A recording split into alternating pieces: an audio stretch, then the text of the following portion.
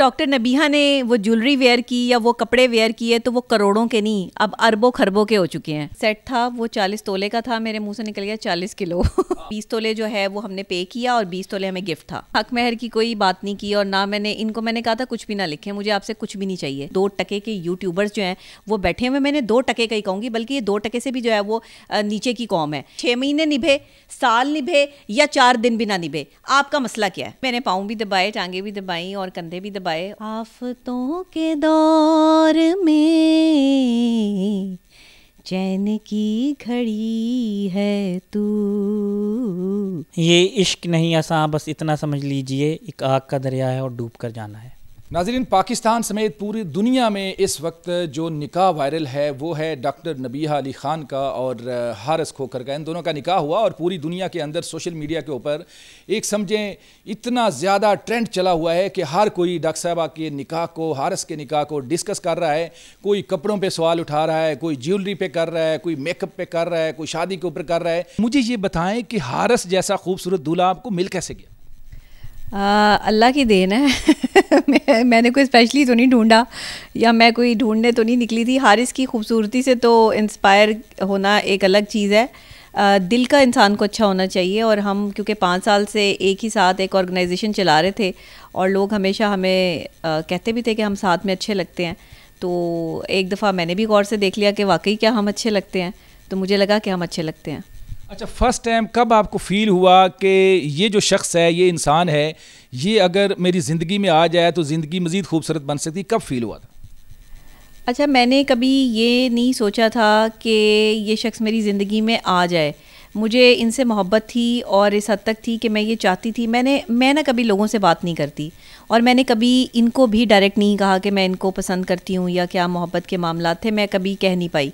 तो मैंने एक थर्ड पर्सन के थ्रू जो है वो इनको पैगाम भेजा था कि मुझे ये पसंद है। एक भाई हमारे दरमियान में मौजूद थे, मैंने उनसे कहा कि इस तरह मेरे घर वाले मेरी शादी करना चाहते हैं, एक दफ़ा आप हारिस से पूछ लें कि मैं उसको पसंद करती हूँ।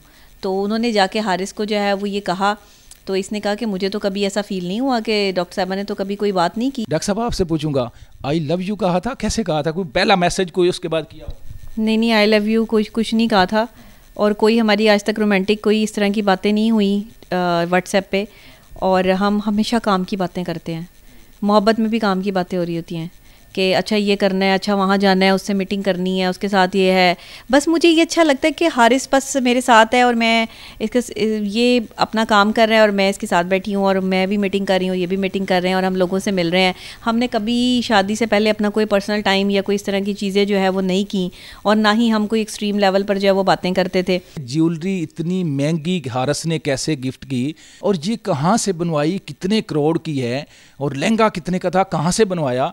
तो तनकीदी जो एक नज़र से लोग देख रहे हैं ना, इस पे आप क्या कहेंगे? 75 लाख की, तकरीबन 70-75 लाख की ज्वेलरी थी जो इनको दी है और इतनी तो मेरे ख्याल से आम है, इतनी तो दे देते हैं लोग। और लहंगा कितने का? लहंगा जो है वो डिज़ाइनर ने बताया कि उसकी कीमत 5 लाख है और इनको स्पॉन्सर मिला था, यानी इन्होंने कोई पैसे नहीं दिए। डॉक्टर साहब, लहंगा हारिस कह रहा है कि स्पॉन्सर था और कीमत मेरा ख्याल शायद इस वजह से कंफ्यूज हो रहे हैं कि ये औरतों का काम है ना, तो औरत बेहतर बता। मैं आपको बता देती हूँ, देखें वो जो सेट था वो 40 तोले का था, मेरे मुंह से निकल गया 40 किलो लोगों को खुद समझ जाना चाहिए था कि भाई हो सकता है बहुत एक्साइटेड है या हो सकता है नींद पूरी नहीं हुई भी तो एक्साइटमेंट। असल में गाड़ी आके रुकी है और सारे मीडिया वाले एकदम जो है वो मेरे आसपास आ गए हैं। मैं एकदम से जो है वो मैंने कहा ये क्या हो गया। जब मैं सुन रही हूँ तो मैंने कहा जी 1 करोड़ रुपए की जो है वो मैंने ये ड्रेस वेयर किया हुआ है वो बेचारा 5-7 लाख का जो है वो ड्रेस था। बाकी जो सेट था उसमें ये था कि 20 तोले जो है वो हमने पे किया और 20 तोले हमें गिफ्ट था। निकाह हुआ, निकाह के अंदर जाहिर है कुछ शर्तें भी लिखी जाती हैं कि अगर डॉक्टर नबीहा ने वो ज्वेलरी वेयर की या वो कपड़े वेयर किए तो वो करोड़ों के नहीं, अब अरबों खरबों के हो चुके हैं। निकाह हुआ, निकाह के ऊपर कुछ हक महर लिखा जाता है, तो कितना हक महर आपने लिखवाया? ये अच्छे भले खाते पीते बंदे हैं, मुझे भी पता है, कितना लिखवाया? नहीं, मैंने हक महर की कोई बात नहीं की और ना मैंने कहा था कुछ भी ना लिखें, मुझे आपसे कुछ भी नहीं चाहिए। ये लोगों ने यकीन नहीं करना। ये यकीन करें लोग, क्योंकि मैंने ऐसा कहा है, आपके सामने बैठे हुए हैं। मैंने कोई हक महर की जंग नहीं की, मैंने कोई हक महर के हवाले से जो है वो अपने डिस्कस हुआ था। इन्होंने मुझसे पूछा था कि कितना हक महर लिखना है, मैंने कहा जितना आपके घर वालों ने चाहते हैं वो उतना लिख दें। आपने मशवरा किया घर वालों से? हाँ, मशवरा किया और 1 लाख लिख दिया। 1 लाख रुपए हक महर है और निकाह नामे के ऊपर कुछ नहीं लिखा हुआ? नहीं, कुछ नहीं लिखा हुआ। कोई घर गाड़ी कुछ? नहीं, कुछ भी नहीं। आपने सोचा कुछ नहीं है कि यार मतलब हारिस कोई मसला ना जिसने गड़बड़ करनी हो वो लिख के भी गड़बड़ कर जाता है। अच्छा, ये डॉक्टर साहब सवाल है, डॉक्टर साहब कोई ख्याल नहीं आया कि कुछ ज़्यादा लिखा लो?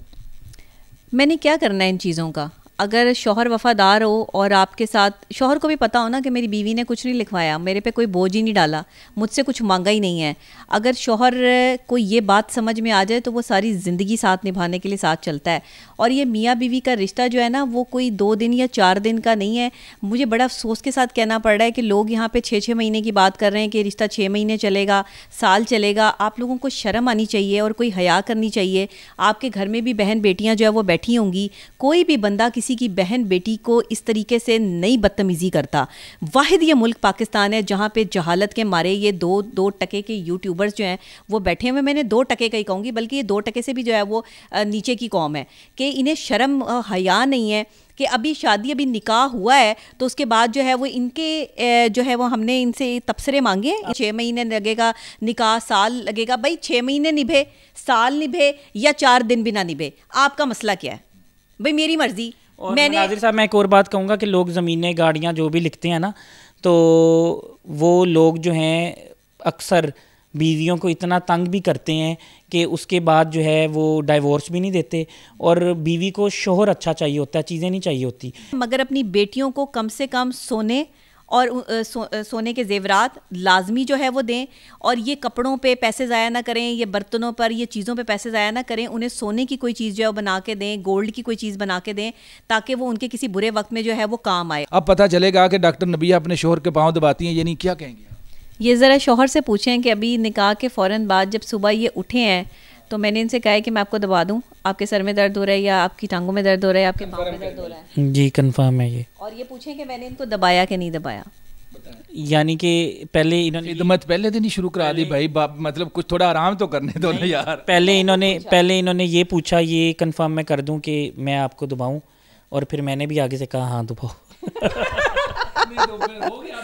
जी जी, मैंने पाँव भी दबाए, टांगे भी दबाई और कंधे भी दबाए, और फिर ये कहने लगे कि वाकई मुझे ऐसा लग रहा है कि नबीहा से शादी लाजमी कर लेनी चाहिए थी, क्योंकि जो है ना वो आप इतना अच्छा दबाती हैं कि बंदे को वैसे ही सुकून आ जाता है। बीवी आपकी खिदमत करेगी तो मैं ये कह रहा हूँ कि आप कुछ काम कराएं। बना के खिलाई भी हैं चीज़ें। अच्छा, यानी कि जब मेरे घर ये आती थी ना, बहुत अच्छी चाय बनाते हैं। मैं इनके घर जब भी जाती थी चाय ये बना के लाते थे, मेरे आगे टेबल पर चीज़ें जो है वो ये लगाते थे, और मेरे लिए जो है वो रोल बनाने और पता नहीं क्या खाने की टेबल पे आपकी प्लेट भी ये बनाते हैं, वो तो मैंने भी देखा है। हाँ देखा है ना।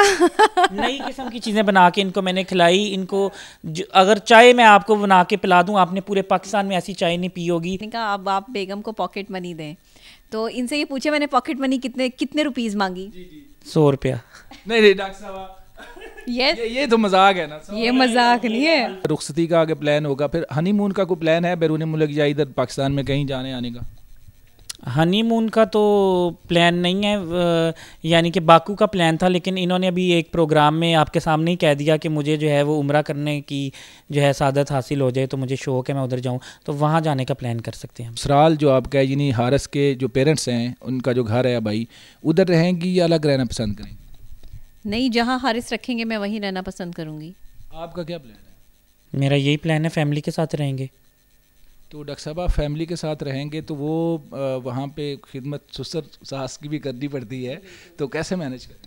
बिल्कुल मैनेज करेंगे, क्यों नहीं करेंगे। सास ससुर जो है वो माशाल्लाह पढ़े लिखे हैं, मेरे डिसेंट लोग हैं। सवाल मेरा पता क्यों है, क्योंकि आप वर्किंग लेडी हैं ना, आपने सुबह जाना, फिर रात को बाज़ दफ़ा लेट भी हो जाता है, काम करने वाले हम लोग ऐसे ही ना, रात 12-1 बजे तक भी बाज़ दफ़ा हो जाता है, तो थकावट के बाद तो बंदे को आराम चाहिए होता है। लेकिन जब बहू घर में आती है तो घर वालों का भी दिल करता है कोई थोड़ा ज़्यादा मतलब इस तरह का हो जाए, तो किस तरह से करें?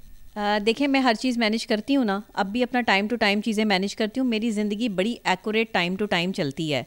मैंने अगर 11 बजे कहीं पहुँचना है तो मैं 11 बजने से 10 मिनट पहले वहाँ पे मौजूद होती हूँ, और मुझे रास्ते का भी जो है वो एक्वायर करती हूँ कि मेरा रास्ता जो है वो कितने मिनट का है और मैंने इतने बजे जो है वो घर से निकलना है। इसलिए मेरी लाइफ ना मैंने बहुत शेड्यूल्ड की हुई है, और टाइम मैनेजमेंट बहुत ज़रूरी है आपकी लाइफ में। टाइम मैनेजमेंट से जो बंदा चलता है ना, उससे कभी भी कोई नाराज़ नहीं होता, और वो अपनी ज़िंदगी को भी सुकून से गुजारता है। इसलिए मेरी ज़िंदगी अल्हम्दुलिल्लाह बड़े सुकून में और आगे भी रहेगी। सास की खिदमत भी होगी, वो अगर खाना पकाने के लिए जो है मुझे मौका देंगी तो मैं खाना भी पकाऊंगी। लव मैरिज बेहतर होती है या अरेंज? लव मैरिज हो या अरेंज मैरिज हो, ये आपकी किस्मत पे डिपेंड करता है। अगर वो शख्स आपकी किस्मत में है तो अल्लाह 100 रास्तों से भी एक रास्ता निकाल के आपको उसके निकाह में दे देगा। लेकिन अगर वो शख्स आपके नसीब में नहीं है तो इसको अपना नसीब मानकर इस पर जो है ना वो कायम हो जाएं। आरस के लिए कोई खूबसूरत सा गाना गुनगुनाएं। मैं इनके लिए हमेशा एक गाना गाती हूँ कि मेरी ज़िंदगी है तू, मेरी ज़िंदगी है तू, आफतों के दौर में चैन की घड़ी है तू, मेरी ज़िंदगी है तू, मेरी ज़िंदगी है तू। ये आपकी प्यारी खूबसूरत हमारी जो भाभी हैं, आपकी बेगम, उन्होंने कहा कोई गाना कोई शेर आप भी बोल दें। ये इश्क नहीं आसान, बस इतना समझ लीजिए, एक आग का दरिया है और डूब कर जाना है। एक आग का दरिया है और डूब के जाना है, बड़ा ख़तरनाक है। लेकिन ये ज़िम्मेदारी बेसिकली इस शेर के अंदर है कि ये ज़िम्मेदारी वाली बात है। तो ज़िम्मेदारी हारिस के ऊपर भी उतनी है, डॉक्टर नबीहा अली ख़ान के ऊपर भी उतनी है। अपने मेज़बान मनाज़र अली को इजाज़त दें। दोबारा इस तरह की कुछ शख्सियात के साथ इंटरव्यूज़ होंगे तो आपकी खिदमत में पेश करेंगे। अल्लाह हाफिज़।